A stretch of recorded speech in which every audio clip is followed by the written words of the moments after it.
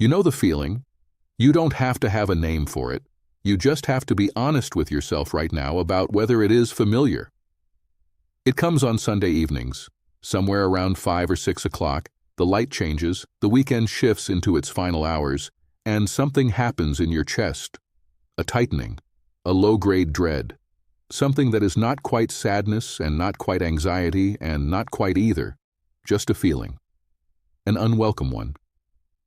I felt that feeling for 40 years, and at 79 years old, sitting alone on a Sunday evening with finally enough quiet and enough time to think clearly, I understood what it was, and what it was is not what I expected. My name is Clifford. I am 79 years old. I spent 36 years in corporate sales. The kind of career that is organized entirely around performance metrics and quarterly targets, and the relentless, cyclical pressure of a number that resets to 0 every 3 months. I was good at it. I made a good living. I have no complaints about what the career provided materially. But the Sunday feeling, I called it the Sunday feeling for years, never examined it more carefully than that was my companion for the entire duration of that career. And beyond it, actually. It persisted well into retirement, which confused me and eventually forced me to look at it more carefully. And what I found when I finally looked what was actually underneath that feeling I want to share with you today. Sunday evening. The weekend is almost over. Tomorrow is Monday. The week is coming. You have probably a set of things you associate with that feeling. Work, most likely.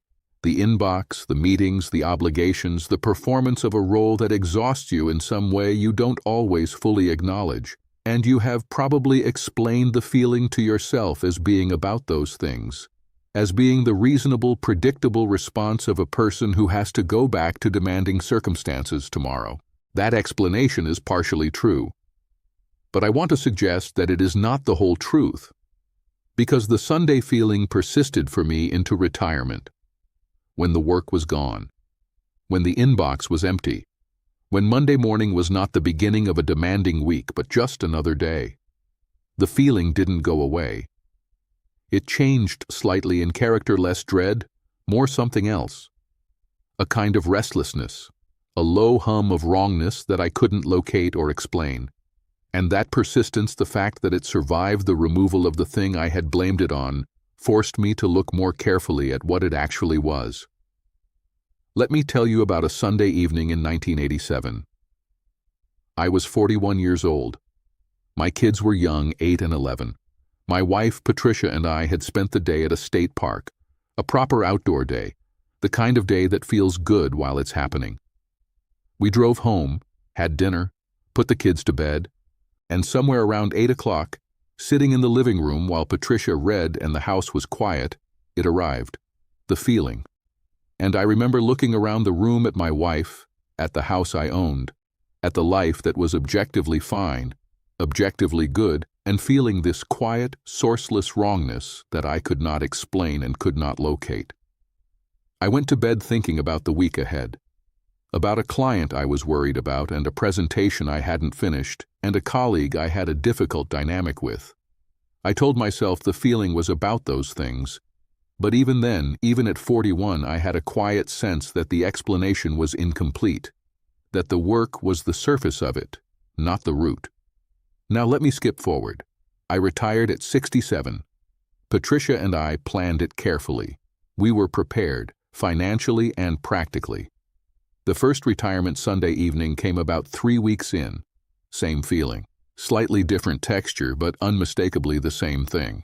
I remember sitting in almost the same living room we had moved, but it felt similar and feeling it arrive, and thinking this cannot be about work anymore. There is no work, so what is it actually about? I spent the next several months genuinely investigating that question. I read things. I talked to a therapist for the first time in my life, at 68 years old, which is perhaps overdue. I had long conversations with Patricia and with a few friends. And what I eventually found, what I pieced together from all of that looking, was something I had not expected.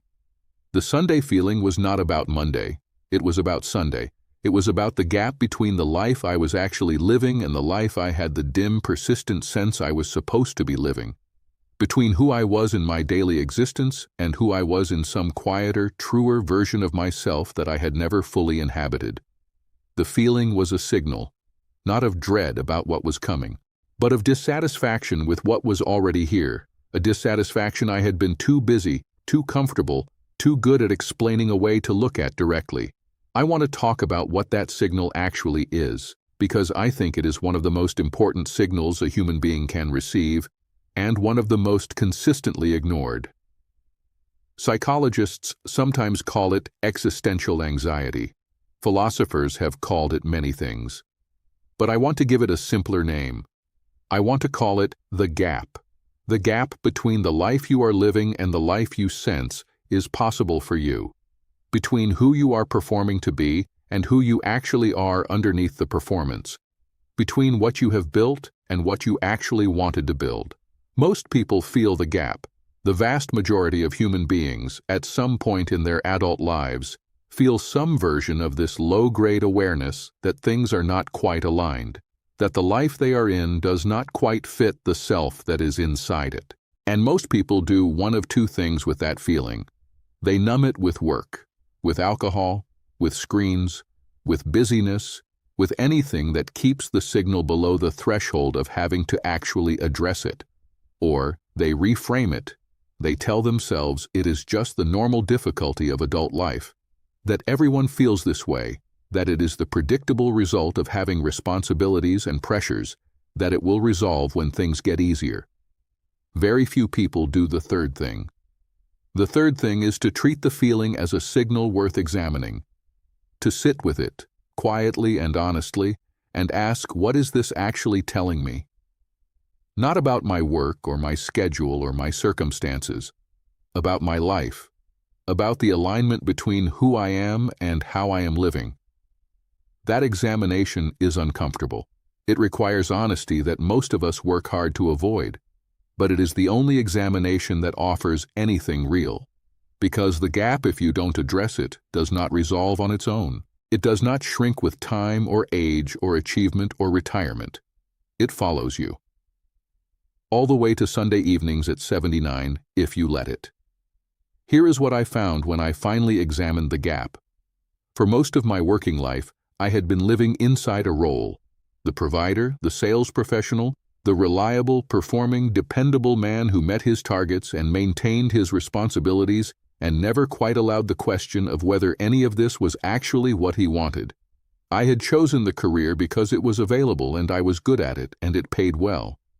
I had not chosen it because it expressed anything essential about who I was. I was, for 36 years, a man whose outer life and inner life were operating in two completely separate registers, not in conflict exactly, just not connected.